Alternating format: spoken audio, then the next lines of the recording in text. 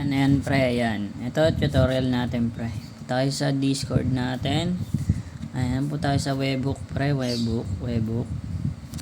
Yan na lang natin. Yan, webhook pre, webhook. Web generator pala pre, web generator.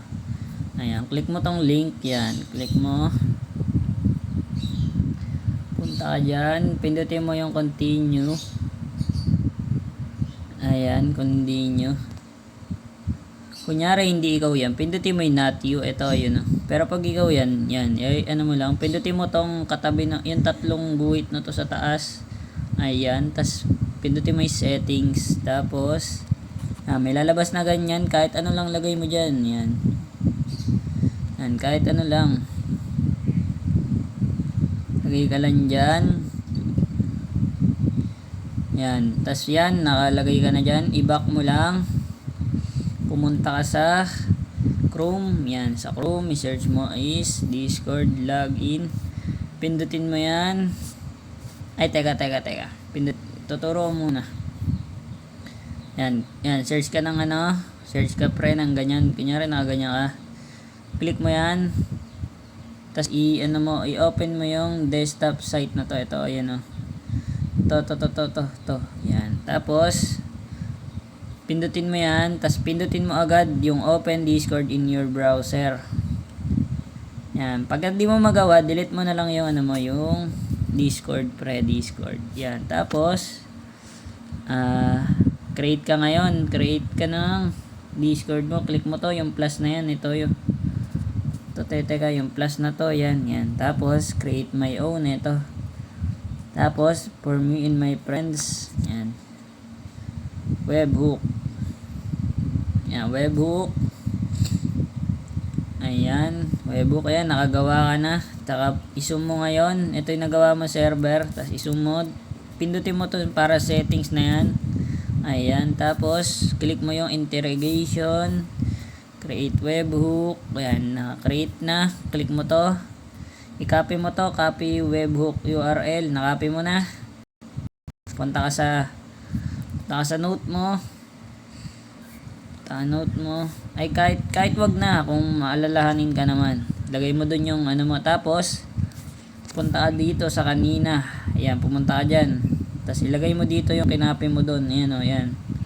Tapos next step mo lang, next step. Ayan, pag nandiyan ka na, next step mo lang ulit, next step lang ulit. Ayan. Ayan, nakagawa ka na. Ngayon, gamitin mo yung global use domain. Click mo yung use domain.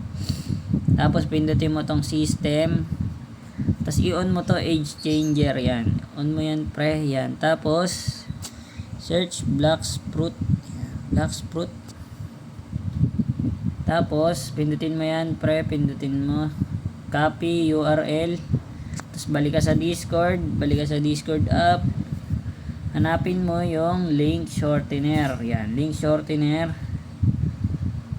Tapos, i-save mo muna yung kinapi mo. Save mo muna yan. Save mo muna dyan. Tapos, punta ka ng link shortener. Yan, ito, yan. Tapos, ilagay mo dyan. Yan, lagay mo dyan. Tayo mo lang mag-loading. Tayo mo maano yung Katya app. Yan. Tapos, lagay mo dyan yung kinapi mo doon. Ayan, lagay mo dyan. I-shorten mo, pre. Ayan, shorten. Ayan, pag na-shorten na, i-copy mo yan. Tapos, i-save mo ulit dito. Save mo ulit dito. Ayan, tapos, kunin mo yung nandito sa link hider. Ito, dito. Kunin mo to, ito. Yan, kunin mo yan. Ito, yan. Yan. Save mo yan, tapos pakita ko na nga. Yan, kunin natin, tapos note ulit, lagay mo dyan, tanggalin mo to, delete mo yan, delete. Tapos dito, yan, delete mo din yung maliit na yun, delete mo rin to. Tapos ito, yung nasa loob lang yung tatanggalin mo, yan. Tapos, lagay mo dyan yung shorten link. Ayan, ito yung nilagay mo dyan. Yan, copy natin, lagay mo dito sa loob nitong pakuruban na to. Ito, yan. Copy mo. Copy mo na, copy mo. Copy mo. Hanggang dulo, yan. Copy. Tapos i-paste mo na doon sa testing link natin. Tapos ka na pre, tapos ka na, yan. Okay, tapos